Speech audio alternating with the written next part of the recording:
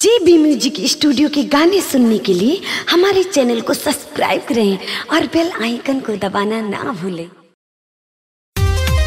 अब की बार आपके वार्ड मल्लावा तृतीय से बहुजन समाज पार्टी द्वारा समर्थित प्रत्याशी राजपाल सिंह उर्फ बिल्लू भैया जिला पंचायत का चुनाव लड़ रहे हैं। आप लोगों से अनुरोध है कि भैया को भारी मतों से विजयी बनाएं और अपने क्षेत्र का विकास कराएं। मायावती जिंदाबाद, जिंदाबाद जिंदाबाद, सुरेश चौधरी जिंदाबाद, जिंदाबाद जिंदाबाद, राजपाल सिंह जिंदाबाद, जिंदाबाद जिंदाबाद, बिल्लू भैया जिंदाबाद, जिंदाबाद जिंदाबाद, बिल्लू भैया जिंदाबाद, जिंदाबाद जिंदाबाद। अब की जिताना है, जिला पंचायत बनाना है। अब की जिताना है, जिला पंचायत बनाना है।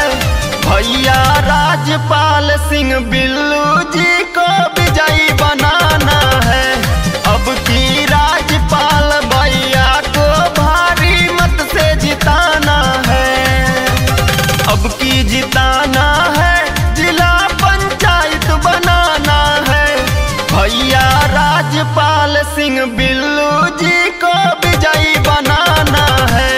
अब की राजपाल भैया को भारी मत से जिताना है। विकास की गंगा बहाएंगे जब राजपाल भैया चुनाव जीत कर आएंगे। तो भाइयों एवं बहनों, अब की बार राजपाल सिंह और बिल्लू भैया को भारी मतों से विजयी बनाना है और अपने क्षेत्र में चौमुखी विकास कराना है। Recording by JB music studio Sant Kabirnagar. चाचा चाची भैया भाभी भूल न जाना, क्षेत्र में अपने विकास है कराना। बिल्लू भैया जिंदाबाद, जिंदाबाद जिंदाबाद, चाचा चाची भैया भाभी भूल न जाना। मल्लावा तृतीय से विजयी बनाना। पोलिंग पे जाना है, जमकर मोहर लगाना है। पोलिंग पे जाना है, जमकर मोहर लगाना है।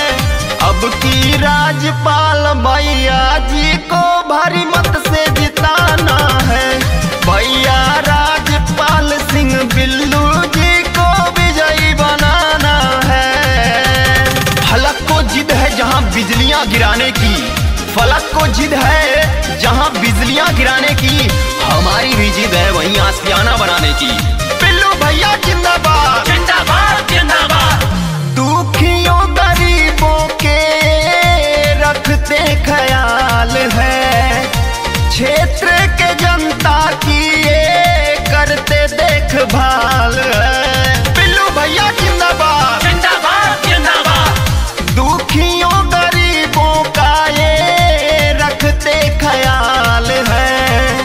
क्षेत्र के जनता की ये करते देखभाल है। साथ निभाना है, हो मिलकर इन्हें जिताना है। साथ निभाना है, हो मिलकर इन्हें जिताना है। राजपाल सिंह बिल्लू भैया को अब विजयी बनाना है। अब की राजपाल भैया को भारी मत से जिताना है।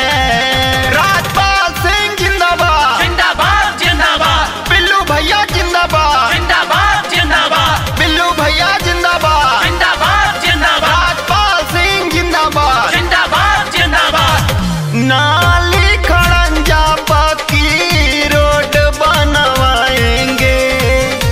जो काम हुआ नहीं करके दिखाएंगे। बिल्लू भैया जिंदाबाद, जिंदाबाद जिंदाबाद, नाली खड़ंजा पक्की रोड बनवाएंगे। जो काम हुआ नहीं करके दिखाएंगे। कदम बढ़ाना है, क्षेत्र का विकास कराना है। कदम बढ़ाना है, क्षेत्र का विकास कराना है। भैया राजपाल सिंह बिल्लू जी को विजयी बनाना है।